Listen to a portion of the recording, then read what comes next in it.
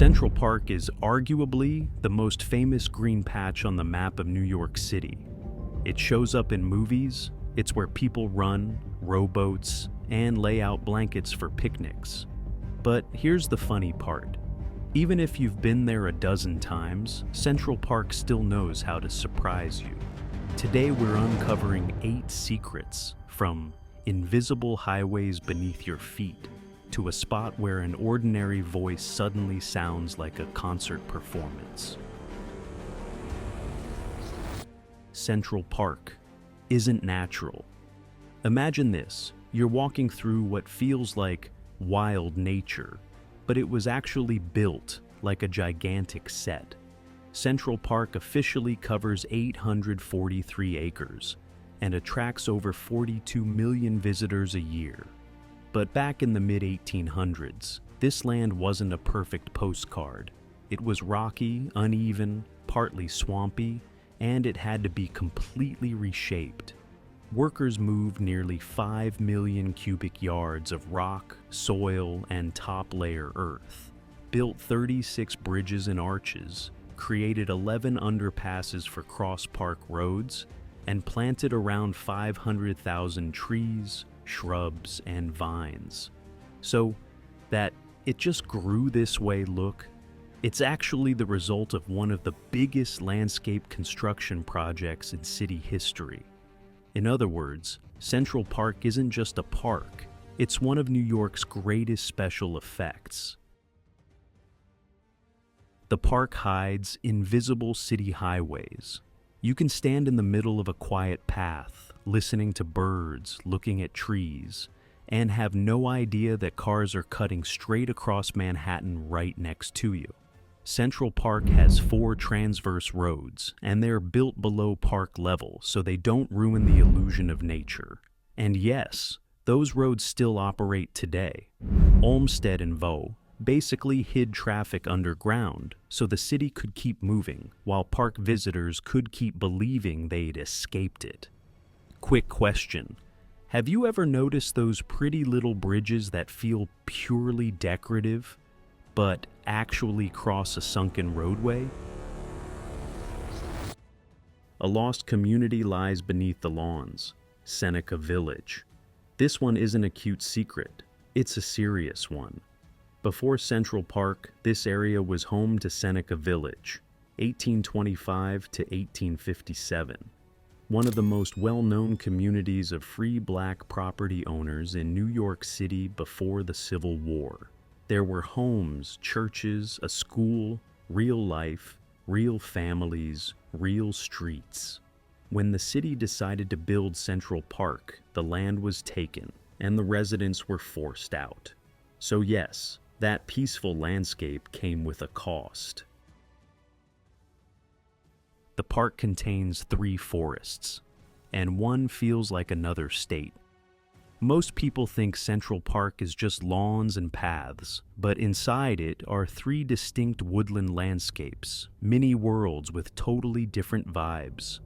According to the Central Park Conservancy, the largest is the North Woods at about 40 acres, then the Ramble at about 36 acres, and the smallest is the Hallett Nature Sanctuary at about 4 acres.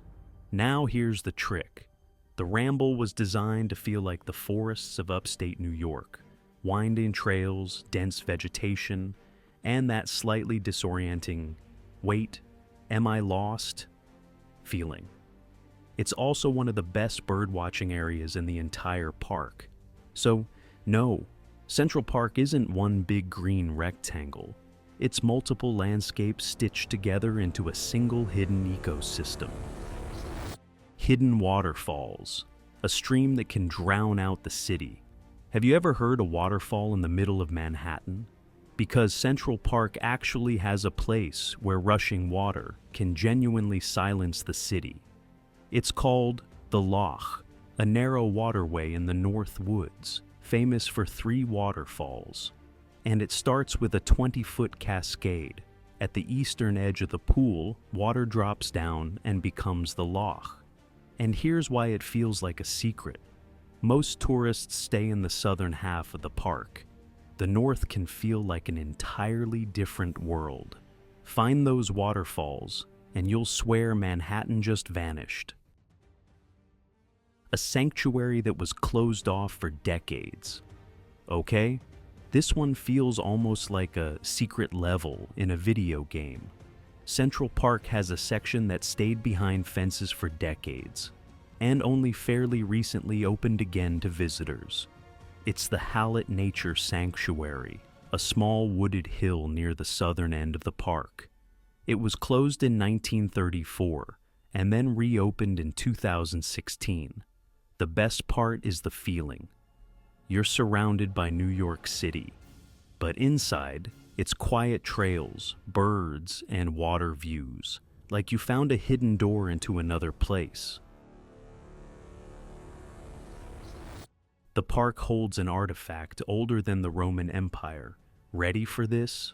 Central Park contains something that's roughly 3,500 years old. It's the obelisk, also known as Cleopatra's Needle. It was created around 1425 BCE in Heliopolis, and today it stands near the Met.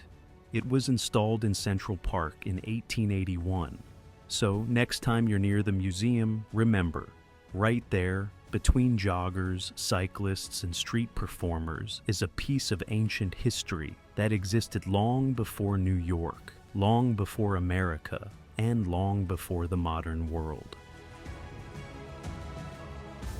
The tunnel that turns you into a singer. And finally, secret number 1.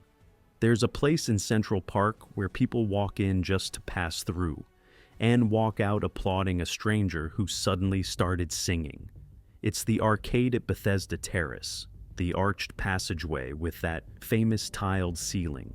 Restoration specialists note the ceiling tiles date to the mid-1860s and are considered the only known example of a Minton tile ceiling of its kind. But the real magic is the sound. The space acts like an acoustic chamber, so even a normal voice can suddenly feel bigger, richer, almost like it's inside a small cathedral.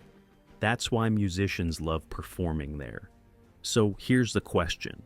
If you discovered a spot where your voice sounded amazing, would you test it? Or would you get shy and pretend you didn't notice? That's Central Park for you. Not just a pretty green space, but a layered story, an engineered landscape, a human history, hidden roads, secret forests, waterfalls, and even ancient Egypt sitting in the middle of Manhattan. If you learned something new, share this with a friend who thinks they already know Central Park, and tell them they've only seen the surface.